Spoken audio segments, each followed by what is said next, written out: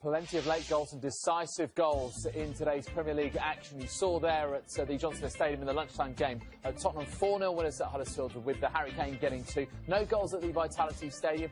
4-0 also in this game we were watching at Old Trafford. We will pick that one apart in a moment.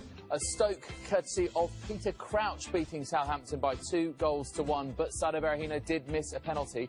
And Richarlison scores late again for Watford, this time away to West Bromwich Albion as the Hornets come back from 2-0 down. That goal going in the 96th minute. And also Diafra Sakho with the West Ham's winner in the 90th minute at home to Swansea City. Alan Kirbishley is still with us. We'll be getting his thoughts on Manchester United for Crystal Palace in just a moment, but let's head straight to Old Trafford and to speak to Alan Pardew, who was our co-commentator for this game. Alan, is that 4-0 scoreline reflective of the match as a whole, would you say? I think so, yeah. You know, United, just looking at them from up here, they're looking so confident at the moment in everything they do. Not just their offensive work, which is obviously threatening, but the defensive work and the natural kind of assurance they have on the ball was very assured today. They took the lead early, which was a problem for Palace. And from that moment on, the game was never in doubt. Who was your standout player from a Manchester United perspective, Alan? Well, I didn't need to pick him, really, because the crowd picked him. They were only singing one name at the end, which is Fellaini's, which is a strange name for him to sing here, because he was never been really a favourite. But he was terrific today. He got 2 goals, but everything he did was oozing confidence. And as I say, he kind of typified the team. But, you know, as he walked off, the crowd were cheering his name, and that will be music to his ears, because he's really had to fight a lot of criticism at this football club. And Jose knows he has a player there at the top of his game and somebody who's very important to him. I think he stressed before that not just on the pitch, but off the pitch, he's a real character, a real great guy to have around. So fair play to him. He was the best player on the pitch today. The table makes awful reading, doesn't it, for Crystal Palace? Played 7, lost 7, scored none, conceded 17. How deep is this crisis now for Roy Hodgson's team? Well, the crisis comes, of course, not perhaps the next game, but the games after, because there's going to be so much pressure if Chelsea beat them, you know, to win the next game where you think might be winnable. It puts extra pressure on the team, and that makes it even more difficult. But the press and the media really going to heighten this no-scoring position that they're in, and they needed to get that off today, and they had half a chance. I thought they had a penalty, really, and they were probably harsh not to get it, and that's the sort of break you're going to need, just to get that sort of monkey off your back. That goal, no goals against column is awful. So that's a problem for Roy, but the team were disciplined today. They tried their hardest. They're missing some key personnel in Benteke and Zaha, and that's really showing. They didn't really have the threat on the break that you normally associate with Crystal Palace, and it was a bit punchless at times. OK, Alan, thank you very much indeed. Good to speak to you. Have a good rest of your weekend. Thank you. Alan Kirbishley, what did you make of that then? 4-0 to Manchester United. And Alan Pardew says it was very much a reflection of the game. Yeah, it was routine. I mean, they scored their goals, Man United, some really good times from early on after 3 minutes and just before half-time. Start the second half, Fellaini made it 3. And there was no way back for Palace. So you've got a situation that Roy's gone into, you know, no wins, no goals, and no centre-forward. No recognised centre-forward to play. So I think there's a lot of... he's got 2 weeks now. I don't know how many players will be going off on national duty, but he's got 2 weeks to try and find an answer, and the next game's Chelsea. And for Manchester United, a 4-0 scoreline in the Premier League this season. We've only had 7 games. I mean, how much of a message is this to the rest of the Premier League, and particularly to Manchester City, who play? Well, it seems whatever you can do, we can do a little bit better at the moment than the top teams. Not just winning their games, they're thrashing teams. We've seen Tottenham win 4-0 today, Chelsea winning 5, Man City winning 5, and then Man United winning 4. You know, they're really putting perhaps inferior teams to the sword. And, you know, I think scoring goals for fun. And Man United's problem last year was Old Trafford, and they seem to have shook that off. But I'm just looking at his squad. I think when Mourinho gets Ibrahimovic back, I mean, he has got a squad to contend with, and a big, strong, solid squad as well, where he can rotate players, and I think he'll be fighting on all fronts this year. And that's Old Trafford record, by the way, this season. Played 6-1-6, scored 21, conceded 1 in all competitions. Let's get some reaction then from Old Trafford, and the Manchester United manager, Jose Mourinho, is with David Craig. Jose, 4 goals, a clean sheet, 3 points. Romelu Lukaku, is that the perfect way for you to celebrate your 250th win as a manager in England? Yeah, is it? I don't know. 3 points, very important. I told the players that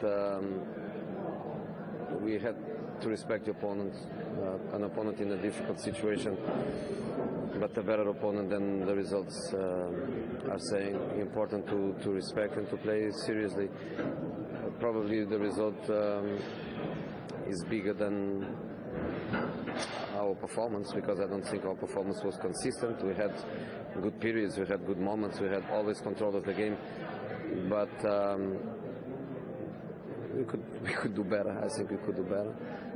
But the important thing are the 3 points, and that's it. What your team does seem to have is lots of individuals who are putting in great performances collectively, but also as individuals. Is that typified by Marouane Fellaini's performance this afternoon? He played really well, but this is what he's doing since a long time. He's confident. He's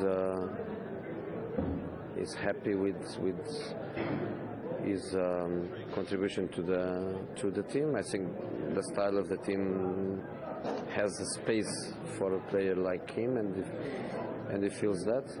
So I'm really happy. Romelu Lukaku has equalled Andy Cole's record of scoring in 7 successive Premier League games. What else can you tell us about him that we haven't seen? I was thinking in the late stage of the game that probably Lukaku doesn't score today, and I was thinking he had a good performance for us.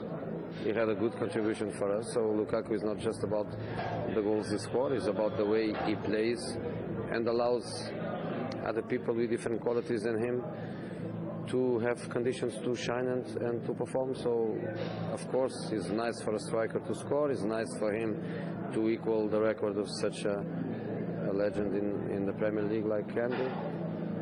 But I'm happy with him. It doesn't matter if he scores or not. Marcus Rashford came off. Is he a concern with the injuries that you have to some key personnel, or is it precautionary?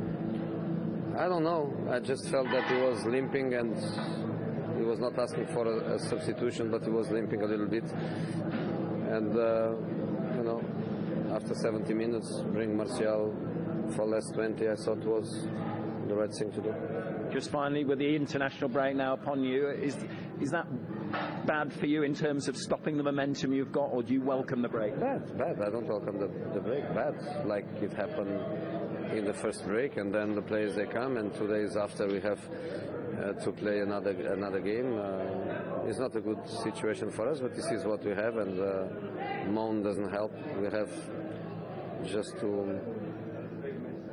to wait for them and hope that not many problems. Well, congratulations on that. Was that the almost perfect performance again this afternoon? I think it was a good performance. We scored 4 goals, 2 in the first half, 2 in the second half. We did well, we controlled the game, we created chances. So it's a great afternoon. For you personally, are you playing with a newfound confidence? No, always had the confidence. The managers trust me, the players as well. So I give always everything for the team, for me as well. I like to play here, and at the moment the team play very good. Is the team also playing perhaps with a newfound freedom in the style in which you're playing and beating sides? I think we control the game. That's important. We create chances. I think all the forward players are free. They can do actions. So I think it's important for them. You're unbeaten now in 10 games in all competitions. Just how high is the confidence within the team? Yeah, the confidence is there. But in 2 weeks we have a big game against Liverpool, and you have to be ready. You have to go to the national team and come back stronger and fit. Just finally, what else can you tell us about Romelu Lukaku that we don't already know? 7 games in the Premier League, 7 goals. How good is it? Manchester United 4, Crystal Palace 0. United go top of the table. Palace stay bottom. No surprises. Was it as routine as it sounds then, Tiss? I'm afraid it was, from a Palace perspective. You know, they were just set up, worked all week on trying not to concede early, quieten the crowd, and within 2 or 3 minutes they were already 1-0 down. Rashford showed Ward a very clean pair of heels down the left-hand side, squared the ball for Mata, and 3 minutes in, it was always going to be an uphill task from there on. It was only when Fellaini, probably 35 minutes into the game, when he got the second, that United really started to feel like they were totally in control, because during that period in between, Palace had a little spell where they forced a few corners. Sacco had an attempt on target, which was from a pretty awkward angle, and De Gea had it covered pretty comfortably. But they showed a little bit of promise in that period. But then the second goal went in. The third one followed just after half-time, and then it was really comfortable from there on in for United. Palace made a few substitutions, tried to change things around, had a little spell of pressure in the second half, but they were never going to get back into the game, and Lukaku just put the icing on the cake in the last few minutes.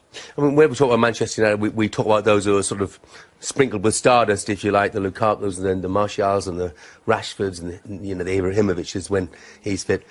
But what about Marouane Fellaini, who was by no means flavour of the month, has been by no means flavour of the month? He seems to have changed a lot of people's opinions.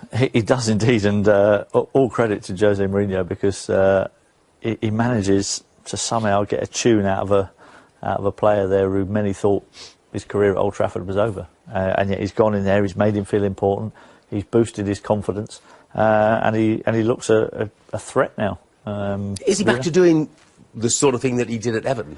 Yeah, well, he was getting himself into forward positions a lot more often, and he, took his goals very well.